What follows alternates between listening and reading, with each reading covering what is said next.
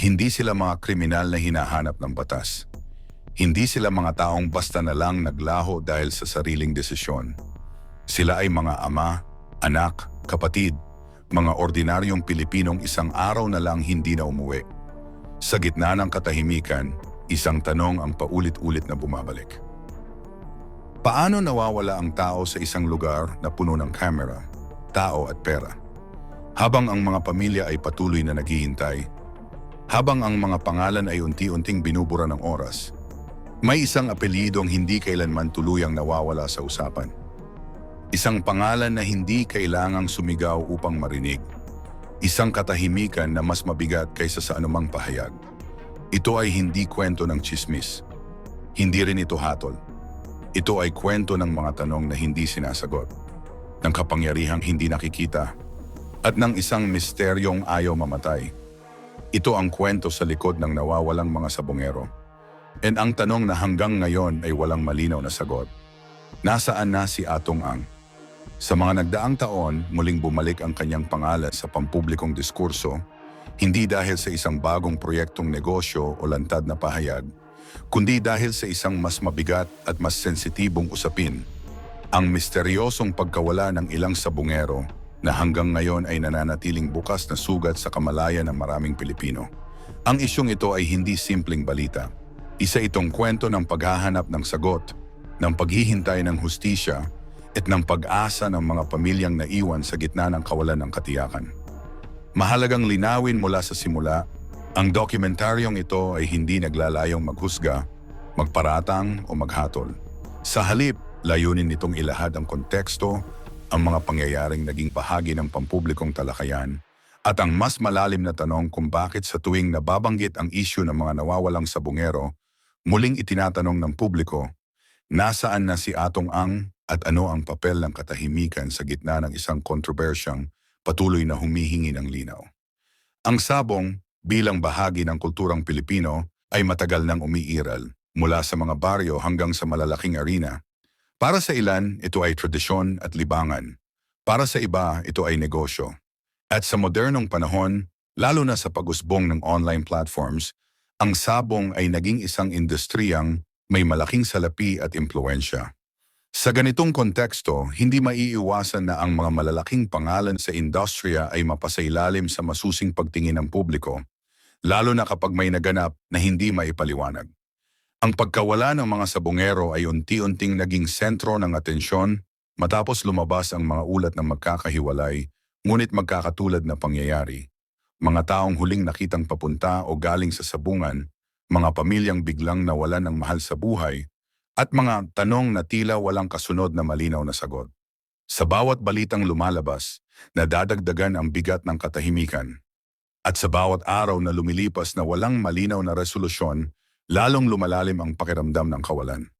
Sa ganitong sitwasyon, natural na hanapin ng publiko ang mga personalidad na may kaugnayan sa industriya.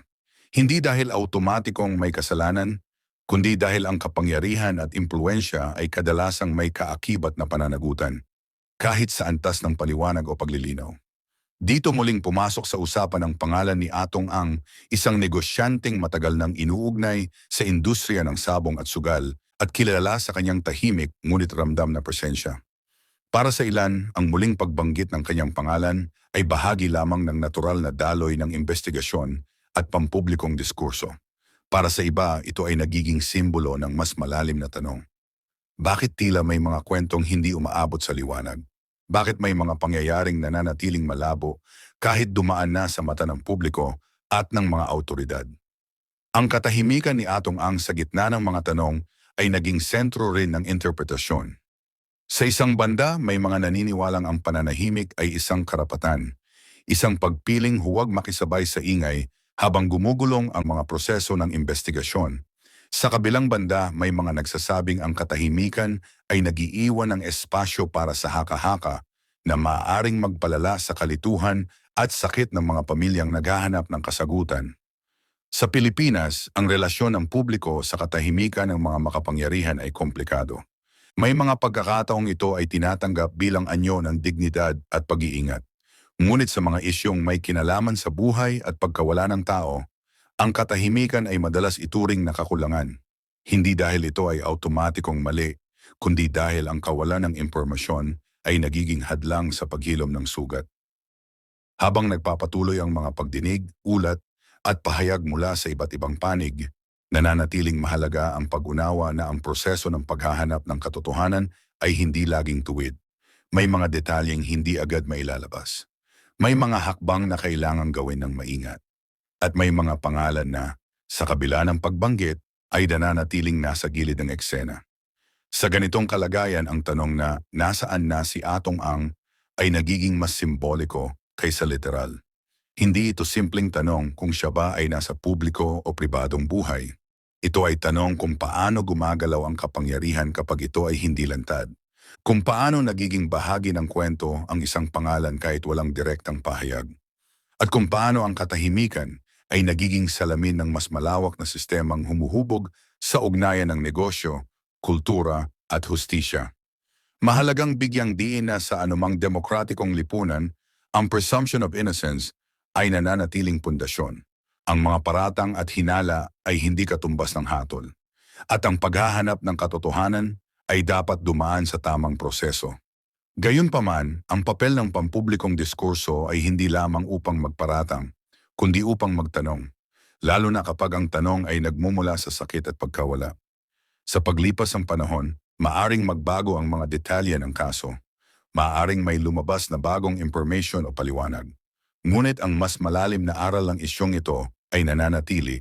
Sa isang lipunang sanay sa ingay, ang katahimikan ng mga makapangyarihan ay palaging magdudulot ng interpretation.